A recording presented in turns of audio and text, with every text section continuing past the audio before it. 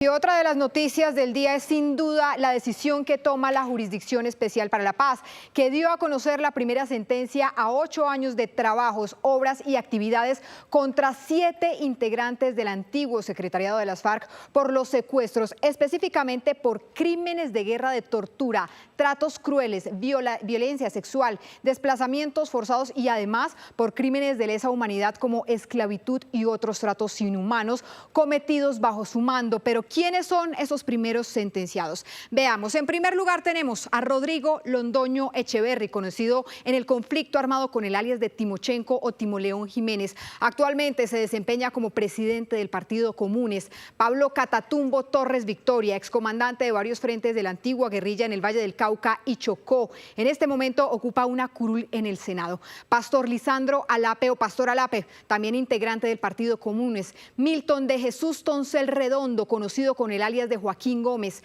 Jaime Alberto Parra, en el conflicto era llamado alias El Médico o Mauricio Jaramillo. Julián Gallo o Carlos Antonio Lozada, actualmente senador del Partido Comunes. Y finalmente tenemos a Rodrigo Granda, también llamado Ricardo Telles o el canciller de las FARC. Pero veamos ahora las cifras que según la JEP ha dejado este flagelo del secuestro. Tenemos en primer lugar a 21.396 víctimas, cifra que surge del cruce de todas las bases de datos, tanto de la Fiscalía como de las organizaciones de la sociedad civil, de las cuales 4.325 están formalmente acreditadas ante esta jurisdicción de paz. Esos secuestros, de acuerdo con esta justicia transicional entre 1993 y el año 2016, se distribuyeron en todo el país bajo la comandancia de los siguientes bloques que vamos a ver en nuestro mapa. En primer lugar, el bloque Caribe, también el bloque noroccidental, occidental, el Comando Conjunto Central, el bloque sur, el bloque oriental y el bloque Magdalena Medio.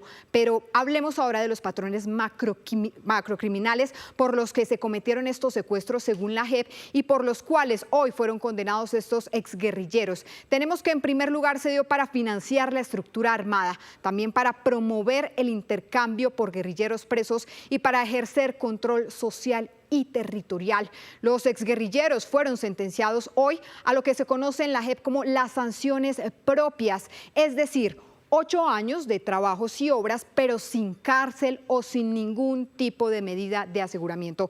Ellos deberán trabajar en estos proyectos productivos que ustedes están viendo en pantalla en este momento, cumpliendo horarios, permaneciendo en zonas preestablecidas y con monitoreo permanente. Y finalmente hay que señalar, esta sanción o sentencia es compatible con la participación en política según lo ordenado por la Corte Constitucional. Es decir, no se inhabilitará esta participación y esta decisión queda en firme una vez se resuelvan las apelaciones en caso de ser presentadas. Pero veamos los detalles de este importante fallo de la JEP. Tatiana Sanabria, usted estuvo muy temprano allí en la Jurisdicción Especial para la Paz. ¿Qué dijeron los magistrados? ¿Qué tal? Muy buenas tardes. Así es, Camilo Suárez Aldana, el magistrado ponente de este macrocaso, fue el que dio la lectura a esta sentencia de sanción restaurativa contra estas 7 personas que usted acaba de mencionar. Algo que él manifiesta es que es histórico en el sentido que es la primera sentencia que se da después de la implementación de la Jurisdicción Especial para la Paz, pero algo también es que es la máxima que se puede imponer en este tribunal. Algo determinante es que se hace con base en hechos ocurridos entre 1993 y el año 2016, que dan cuenta de más de 20.000 víctimas de secuestro, de las cuales 4.300 son acreditadas por la JEP. Escuchemos. Se responsabiliza a los comparecientes y en consecuencia se les impone la máxima sanción imponible en este modelo de justicia. Esto es 8 años de sanción propia, atendiendo su reconocimiento, su responsabilidad, su aporte de verdad exhaustivo y detallado para develar patrones y políticas, pero teniendo en cuenta la gravedad de los crímenes y la máxima responsabilidad que ostentaban en esa organización. Esta decisión implica que los 7 integrantes del último secretariado de las FARC, Rodrigo Londoño Echeverry, Jaime Alberto Parra Rodríguez, Milton de Jesús Toncel Redondo, Pablo Catatumbo Torres Victoria, Pastor Lisandro Alape Lascarro, Julián Gallo y Rodrigo Granda Escobar, sean declarados máximos responsables de la organización durante el periodo entre 1993 y 2012 y penalmente responsables en calidad de autores por la comisión de crímenes de guerra consistentes en tomas de rehenes, homicidio, así como crímenes de lesa humanidad, consistentes en privaciones de la libertad, asesinatos, desapariciones forzadas. De igual manera, esta sentencia reprocha y condena en calidad de autores de responsabilidad por mando los crímenes de guerra de tortura, tratos crueles, atentados a la dignidad personal, violencia sexual, desplazamiento forzado y por crímenes de lesa humanidad de tortura, esclavitud y otros actos inhumanos cometidos por unidades bajo su mando. Y es que son 4 líneas de trabajo. Una de ellas tiene que ver con el desminado de esos territorios que han sido mayoritariamente afectados en el marco del conflicto por la guerrilla de las FARC. Pero algo también muy importante tiene que ver con ese apoyo en la búsqueda de personas dadas por desaparecidas en el marco de estos secuestros. Se va a priorizar Palmira, Valle del Cauca. Allí van a iniciar estas acciones, pero también está todo el tema de la restauración de la memoria de las víctimas y también la recuperación de los territorios. Escuchemos. Entre estos proyectos se encuentran medidas de memoria, reparación simbólica, acciones de búsqueda de personas dadas por desaparecidas, iniciativas ambientales de recuperación territorial, así como programas de acción integral contra minas antipersonales. Todos ellos fueron diseñados bajo el criterio de participación de víctimas y con acompañamiento de entidades sociales, de manera que los resultados tengan efecto reparador y verificable. La sección destacó que la participación de las víctimas resulta esencial para la legitimidad y eficacia de las sanciones restaurativas, razón por la cual la propuesta fueron evaluadas con criterios de pertinencia, con enfoque reparador y viabilidad. Su ejecución dependerá de la revisión técnica, presupuestal e institucional, así como de los recursos y las condiciones territoriales disponibles con el fin de evitar expectativas irreales. Dentro de las prioridades fijadas por la sentencia se ordenó la intervención del cementerio de Palmira, por ejemplo, como un acto de dignificación de las víctimas enterradas allí como personas no identificadas. Esta acción busca articular esfuerzos institucionales para avanzar en la recuperación de la memoria, la identificación de cuerpos, la entrega digna a familiares, atendiendo uno de los clamores más sensibles de las víctimas del secuestro y desaparición. De igual manera, la sentencia priorizó la realización de actos restaurativos como relatos dignificantes concebidos como espacios simbólicos de memoria, de reconocimiento a las víctimas del secuestro y desaparición forzada. Estos actos, que tendrán como puntos de inicio las ciudades de Cali y Neiva, buscan visibilizar la voz de las víctimas, reconstruir la verdad de lo ocurrido y promover la reconciliación social mediante ejercicios colectivos de dignificación.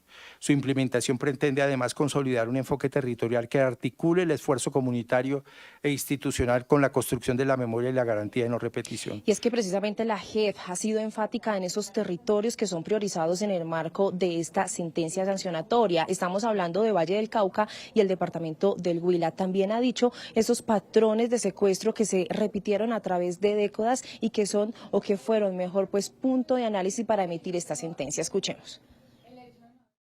Más allá de toda duda razonable, que por más de 2 décadas la antigua guerrilla de las FARC implementó de manera masiva, sistemática, el secuestro como una política de guerra.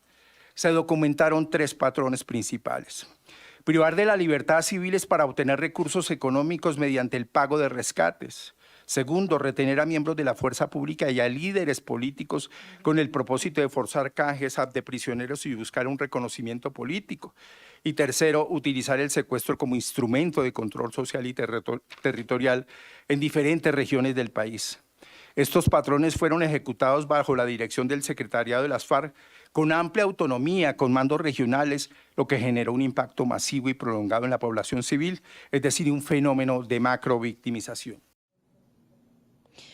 Precisamente pues son muy enfáticos en detallar esos secuestros. Uno de los puntos tiene que ver con secuestro extorsivo, donde también se presentó un alto número de víctimas de las más de 20.000 y de las 4.300 acreditadas por la JEP, pero también esos secuestros que se daban como política de guerra de las FARC. Dentro de los casos representativos se encuentran caracterizados, dependiendo de la política o el patrón al cual pertenecen, las FARC aplicaron diversas modalidades de secuestro como parte de una política de financiación y control. Entre la más representativa están las perversas pescas milagrosas, que consistían en detener vehículos en vías y secuestrar a sus ocupantes. Los secuestros planificados con estudio previo de víctimas, basados en inteligencia financiera, colaboración con bandas delincuenciales, incluso de aparatos estatales, los secuestros vinculados a extorsión, pago de cuotas, incluyendo exigencias de pago por entrega de cadáveres, los secuestros políticos, urbanos, laborales y ganaderos. Desde 1998, la FARC aplicaron una política de privar la libertad a militares, policías, civiles y de forzar intercambios por guerrilleros presos, transformando secuestros aislados en una estrategia organizada. Realizaron riesgos jurídicamente desaprobados y se reflejó hechos emblemáticos como la toma de las bases de Delicias, El Villar, Mitú, Patascoy y Miraflores, con secuestros, asesinatos, desapariciones y liberaciones posteriores. Aunque la política mostró planificación y capacidad organizativa, fracasó en el logro del intercambio masivo y el reconocimiento del estatus de beligerancia, dejando un prolongado historial de violaciones al derecho internacional humanitario. La política de secuestro de civiles con fines de canje implementada por las FARC implicó la inclusión directa de la población civil en el conflicto. Los cautivos fueron sometidos a malos tratos severos, marchas forzadas, confinamiento en campos similares a los de concentración, amenazas constantes evidenciando la prolongación y la gravedad del riesgo en el resultado, con cautiverios que se prolongaron entre 5, 7 y más años. La JEP ha dicho que se va a garantizar el cumplimiento de estas sanciones impuestas a estos 7 excomandantes de las extintas FARC y que incluso también se evalúa pues la adquisición para cada uno de ellos de dispositivos electrónicos para monitorear esos movimientos que hacen y las actividades que deben cumplir semanalmente en el marco de estos proyectos. Bien, Tatiana, muchísimas gracias. En esta histórica audiencia ante los magistrados de la JEP, los exintegrantes de las FARC dieron su versión de los secuestros. Los carceleros de las víctimas justificaron ante los magistrados cada una de sus acciones, incluyendo las cadenas en el cuello de los secuestrados. Por más de 50 años el país conoció el flagelo del secuestro. Políticos, policías, militares y civiles que estuvieron en poder de las FARC viviendo tratos crueles, humillaciones, torturas y todo tipo de flagelos. Ellos han contado en múltiples ocasiones los horrores vividos, pero jamás se había escuchado la versión de los exguerrilleros sobre este execrable crimen. La JEP por horas escuchó las versiones de estos exguerrilleros, una versión que no se compadece y no es consecuente con el terror vivido en el conflicto armado, según las mismas víctimas. El trato fue humanitario mientras que yo los tuve. Uno de esos relatos fue el de Elí Mejía Mendoza, alias Martín Sombra, o también conocido como el carcelero de las FARC. Él vigiló a quien ese grupo calificó como secuestrados de alto valor. Entre ellos estuvieron Ingrid Betancourt, los 3 estadounidenses y el general Luis Mendieta, entre otros. Esta declaración la entregó en el año 2020, cuando iniciaba el macrocaso, tratando de justificar ante los magistrados años de malos tratos, que según él era un trato igualitario. Bueno, ¿cómo era la alimentación que ustedes suministraban a las personas privadas de la libertad? El almuerzo, sancocho. O sea, sancocho de plátano, yuca, papa, carne, arroz y ensalada. Y si no, se les daba frijoles, arroz y ensalada y el agua arroyera. Bien, la carne no faltaba. A la comida, en veces se les hacían frijoles o alberja y se hacía largo, o sea, para que quedara para el otro día, para el calentado. Incluso allí habló de uno de los grandes episodios de humillación en los cautiverios, las cadenas que por años cargaron los secuestrados. Una cadena pequeña de 4 metros y se las ponían en el pescuezo y se las poníamos. Eso no es carreta, eso ellos están diciendo la verdad. Eso sí, cuando llegaban ya en el sitio se les bajaba. Pero inclusive en la marcha varios oficiales me dijeron, no, Sombra, métale la cadena, no vaya a dejar a nadie es que sin cadena.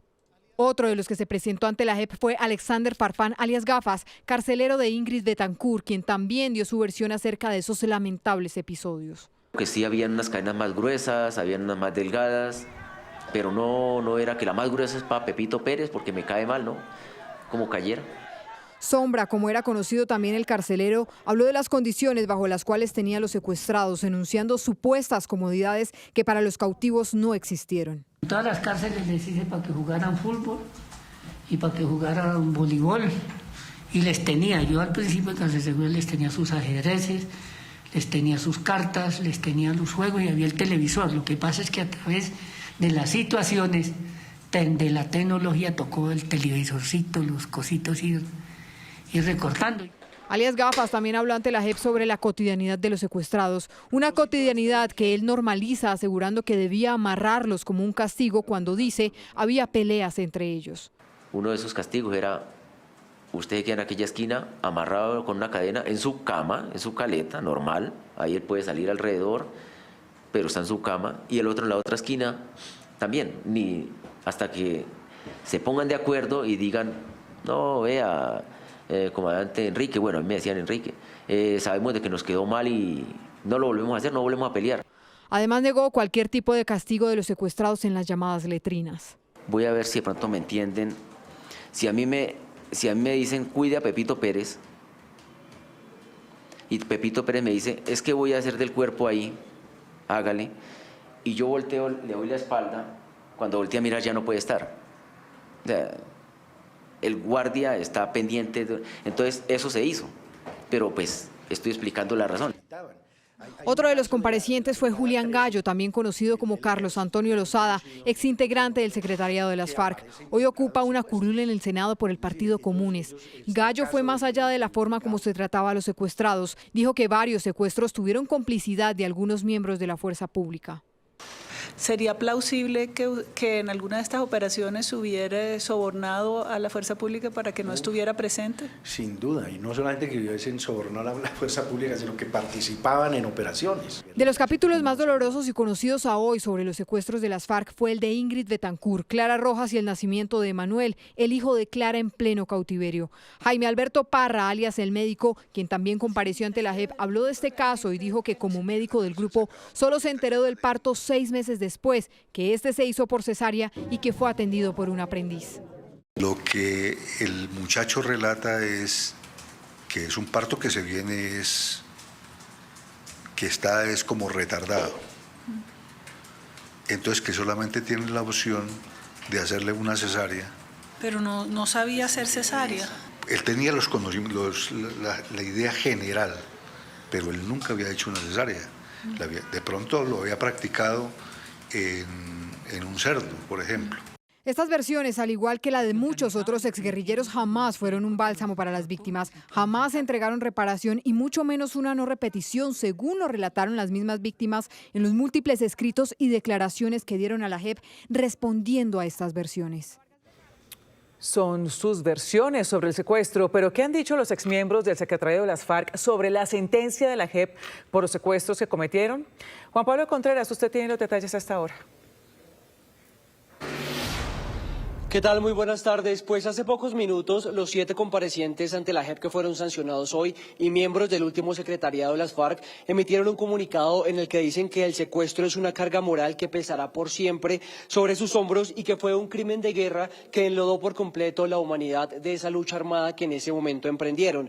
Dicen que el sufrimiento causado no tiene reparación plena, pero que asumen con responsabilidad la carga histórica de sus actos. También dicen que reconocen las sanciones que hoy se anuncian en consecuencia de todos estos hechos que ellos mismos han admitido en varias de las audiencias de la JEP y dicen que asumen la obligación de cumplirlos de manera efectiva con acciones restaurativas que aporten a la reconstrucción del tejido social y a la dignidad de quienes sufrieron. Finalmente dicen que por ahora no se pronunciarán de fondo sobre las acciones que la JEP les impone para cumplir este tipo de sentencia y que lo harán una vez la sala jurídica de la JEP notifique formalmente la decisión, la sentencia de 633 páginas que fue conocida el día de hoy. Recordemos también que la magistrada Ana Manuela Ochoa, presidenta de la sección de responsabilidad y verdad de la jurisdicción, dijo que la lectura de la sentencia no era una notificación oficial y que se hará en las próximas horas o en los próximos días a los comparecientes hoy ante la JEP. Sin embargo, dicen que el dolor de las víctimas no va a ser devuelto con todas estas sanciones.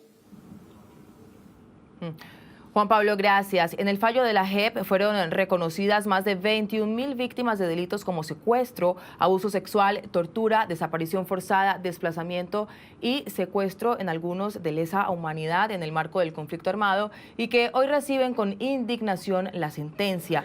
Nicole Buitrago, usted habló con algunas de ellas. ¿Qué le dijeron? Estefanía, el sentimiento en común es de decepción tras conocer este fallo de la JEP. Manifiestan primero que no se conoció aún toda la verdad. Muchos de ellos ni siquiera tienen información sobre los motivos de los secuestros o los autores intelectuales. No saben qué pasó con muchos de los secuestrados en cautiverio y además aseguran que la verdad hasta ahora conocida ha sido por sus propios testimonios. Con lo que viene durante los próximos 8 años y las labores restaurativas que deberán cumplir los comparecientes, pues ellos manifiestan que de fondo no reparan a las víctimas, no aportan tampoco a la construcción de los proyectos de vida de ellos y de sus familias. Escuchemos a Clara Rojas, quien estuvo 6 años en cautiverio, y al general en retiro Luis Mendieta, quien estuvo 11 años secuestrado.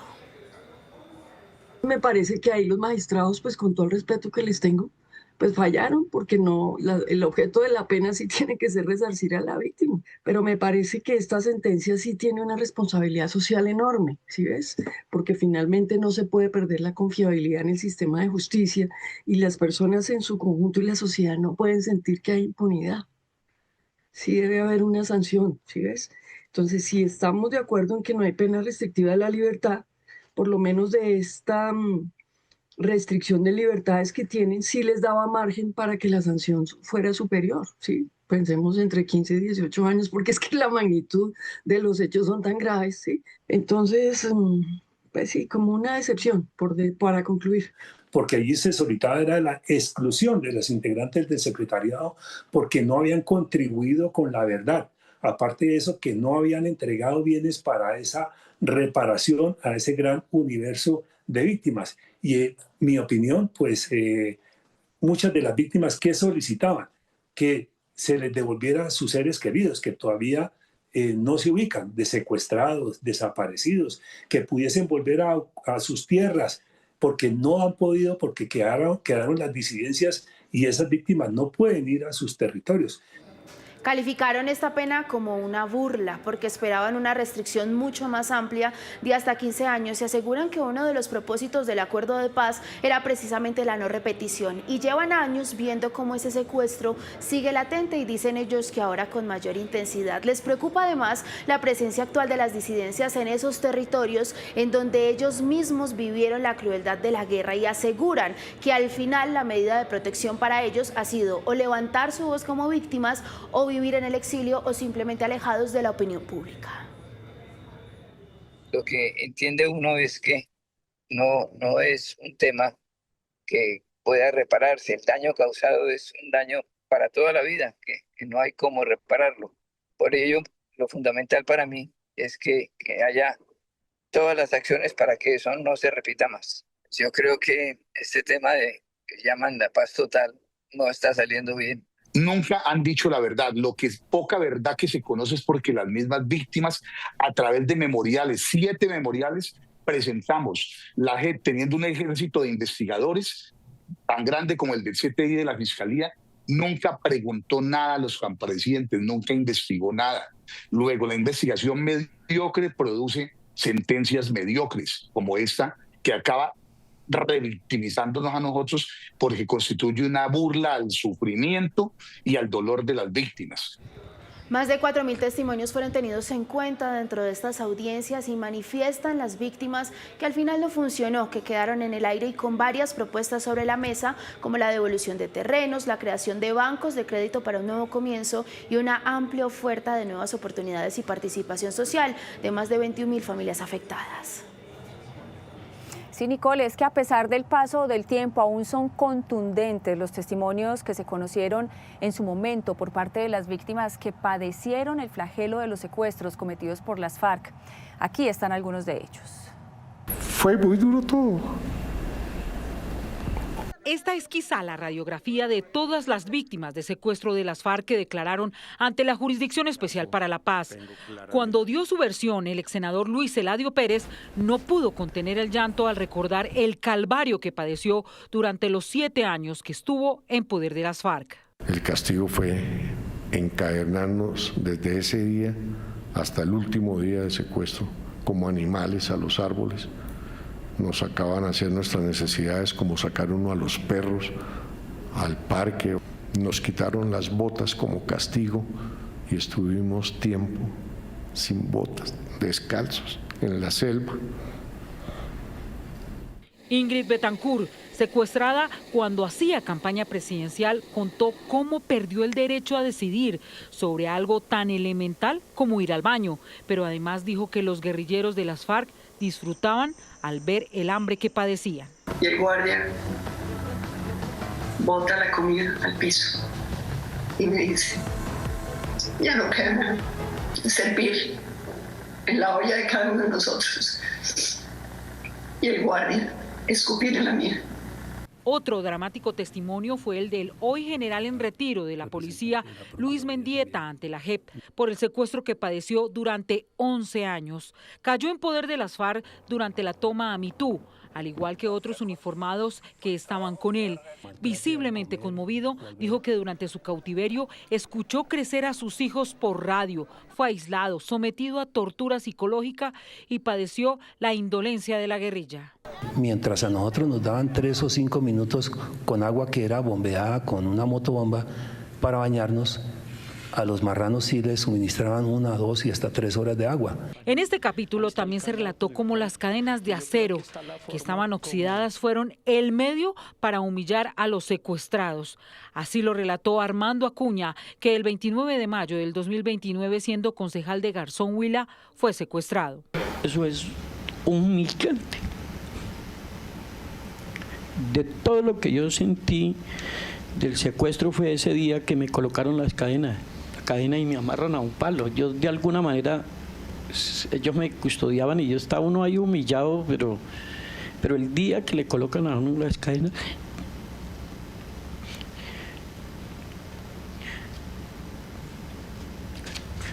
uno no hace sino llorar. También hablaron los familiares de aquellos secuestrados que posteriormente fueron asesinados. Es el caso del estudiante Alexander Bayona. Su padre, frente a los 7 comparecientes de las FARC, les suplicó conocer la ubicación del cuerpo de su hijo tras su secuestro. Yo le estoy clamando con mi voz de padre. Deme esa oportunidad de irme de este mundo.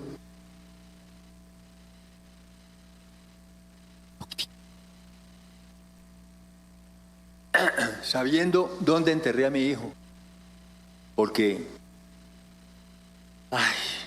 es una ley natural que sean los hijos los que entierren a sus padres.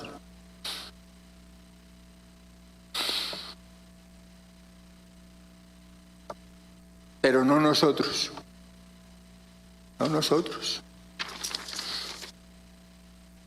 no nosotros. La JEP escuchó a 795 víctimas que hicieron observaciones y 402 comparecientes de los firmantes de paz que dieron su versión sobre los secuestros. Muchas víctimas todavía no reciben atención psicosocial tras lo ocurrido. Algunas de ellas tuvieron la palabra en este capítulo del secuestro. Muchos relataron a la JEP la forma descarnada en la que fueron tratados. Es como impotencia de no poder hacer las cosas bien. Helmut aún busca pistas de lo que habría sido el secuestro de sus padres, doña Carmenza y don Gerardo, en los libros que relatan el cautiverio de Guillermo La Chiva Cortés, una de las personas que los vio con vida por última vez. Ellos tenían 72 años de edad cuando fueron plagiados por las FARC el 19 de abril del año 2000. Pues mira, es un miércoles santo. Ellos hacen sus compras de Semana Santa, van subiendo a la calera y en ese momento son interceptados por un carro que al parecer son delincuencia común. Los interceptan a eso de las 10 de la noche y los llevan por un camino veredal que lleva a San Juanito Meta, donde pues es prácticamente zona guerrillera. Al parecer ellos los venden como secuestrados a las FARC. En su momento en ese sitio estaba comandado por alias Romaña. Y unos meses después se comunican con mi hermano mayor y confirmamos que es un secuestro por parte de las FARC y ahí empieza una tortura larga de varios años intentando primero liberarlos del secuestro y después buscar los cuerpos de ellos. Helmut y su familia no descansaron un solo instante tratando de lograr la liberación de sus padres hasta que 3 meses después llegó información de que ambos habían sido asesinados por las FARC. Alias Yamil decide salir con el grupo de secuestrados, que en su momento también estaba 4 personas más, entre ellos La Chiva Cortés, entonces los separan. a mi papá y mi mamá los bajan del sitio. Digamos, haz de cuenta que el campamento es una montaña y en el medio de la montaña está el campamento y ellos los bajan. En su momento pensaron los demás secuestrados que eran para entregarlos al ejército y digamos que liberarlos, porque mi papá y mi mamá entienden que 70 años, 72 años era muy difícil caminar, no caminaban muy fácil por esas veredas tan complicadas. Y en ese momento le dicen a Romaña que qué hacen porque no tienen cómo seguirlos moviendo. Y ahí pues me los degollan, dejan los cuerpos ahí, no tienen tiempo para poder, digamos que enterrarlos, entonces los cubren con hojarasca. Pasaron 21 años de búsqueda, de angustia, de tocar puertas, pidiendo ayuda para recuperar el cuerpo de doña Carmenza y don Gerardo, hasta que un día una pequeña ventana de luz se abrió para los Angulo Castañeda. Ya para recuperar los cuerpos fue una tarea de familia. Nosotros nos dividimos en ciertas tareas. Mi hermano Héctor empezó hablando con los guerrilleros. Nosotros estamos encargados de buscar lugareños, campesinos de la zona, para poder entender lo que estaba pasando y ubicar el sitio.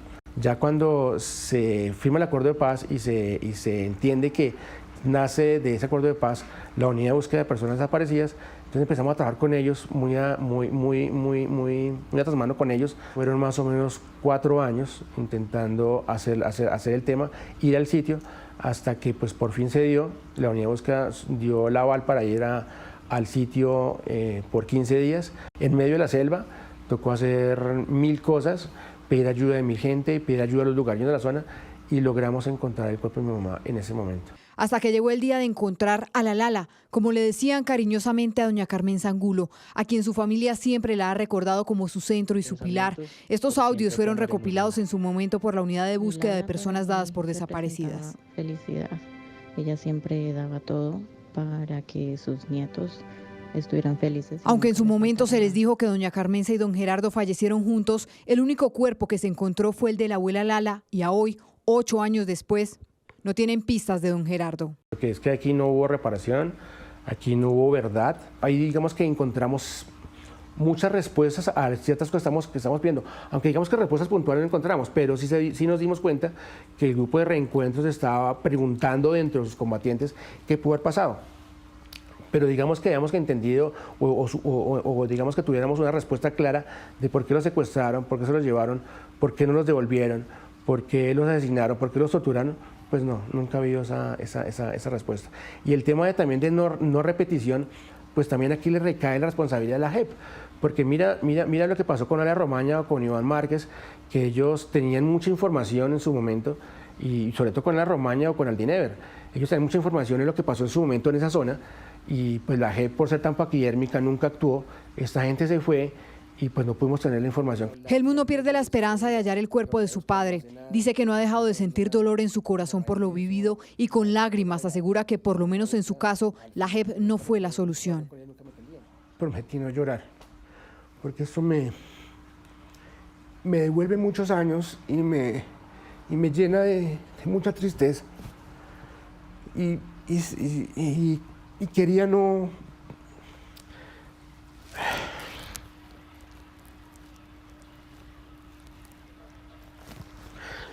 Mira, a veces nos sentimos tan humillados con el tema de FARC porque no debería ser, o sea, el secuestro de un par de ancianos, no solo secuestro, sino tortura, debería ser algo que sea prioridad de la justicia colombiana. Y a veces sentimos que estamos rogando para que por favor entreguen información y hacerlo. Cuando vamos y nos cierran las puertas, pues nosotros mismos lo hacemos. Pero sí duele muchísimo que a veces nos vean, digamos que secuestrados, habían como clases de secuestrados. La familia Angulo Castañeda siempre será víctima de las FARC. Un dolor acrecentado, dicen ellos, por la falta de verdad, de reparación y de no repetición. Y en su caso, de la desaparición del padre, un hombre secuestrado y asesinado con su esposa en cautiverio. De otro lado, desde la Contraloría advierten que en 9 años de implementación del acuerdo de paz no hay cambios reales en la paz del país, pese a una inversión de 107 billones de pesos. También alertó que no hay recursos para indemnizar a las víctimas del conflicto. La falta de recursos para implementar las decisiones y sanciones de la Jurisdicción Especial de Paz.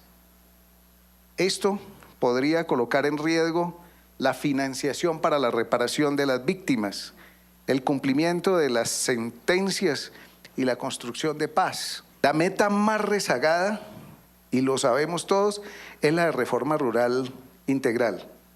Es la formalización de tierras en esa parte. La meta de 3 millones de hectáreas, vamos en 27.000. Por lo tanto, pues si nosotros calculamos el mejor ritmo histórico, pues nos demoramos 400 años para cumplir pues la meta que está ahí establecida. Es lo que tenemos ahí si vamos a medir las cosas por cifras frías.